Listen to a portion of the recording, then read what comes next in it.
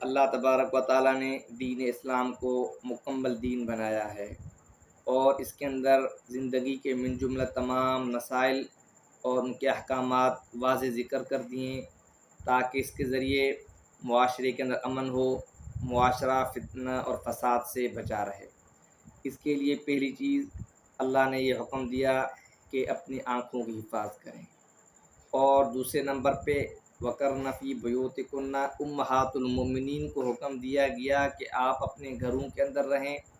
زمانہ جاہلیت کی طرح بناؤ سنگھار کر کے گھر سے باہر نہ نکلیں،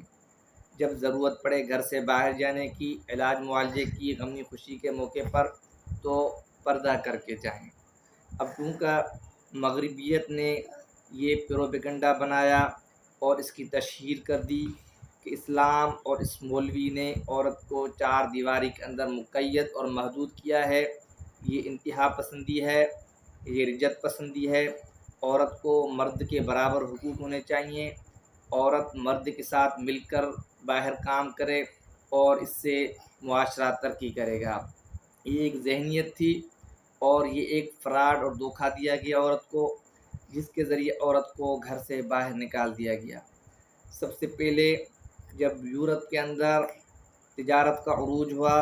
اور ان کے مرد تجارت کے لیے گھر سے باہر نکلتے تھے، اور انہوں نے سوچا کہ اب جو ہے اس کام کے اندر ترقی ہو جائے گی، عورت کو بھی اگر آگے بڑھایا جائے، پھر ان تجارتی کاموں کے اندر انہوں نے عورت کو باہر نکالا اور کام کاج کے اندر مصروف کر دیا۔ اب ایک عورت جس کی کفالت، جس کی ذمہ داری، جس کے اخراجات مرد کے اوپر تھے، اب وہ عورت کے حوالے کر دی۔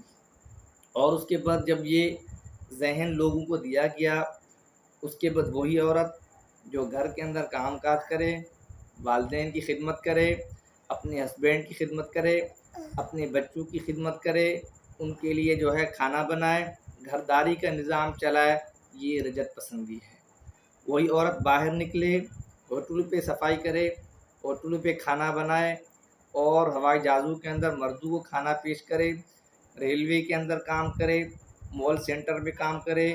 شاپنگ سینٹر پہ کام کرے، تو یہ کیا ہے؟ یہ انتہا پسندی نہیں ہے، یہ رجت پسندی نہیں ہے، یہ ایک دھوکہ دیا گیا۔ اس کے بعد یہ ہوا، اب جو ہے دونوں میاں اور بیوی صبح ہوتے ہی ہر ایک اپنے اپنے آفس میں جاتا ہے۔ اگر ان کے بچے ہوتے ہیں تو بچے چائلڈ کیئر کے پاس سنبھالے جاتے ہیں، اگر ان کے بوڑھے والدین ہیں وہ اولڈ ایج ہوم کے حوالے کر دیے جاتے ہیں۔ اب جس سے یہ ہوا کہ خاندانوں کا آپس میں قرب اور محبت ختم ہو گئی، ان کی مٹھاس ختم ہو گئی، خاندان نظام تباہ ہو گیا۔ اب وہی عورت جب گھر سے باہر نکلتی ہے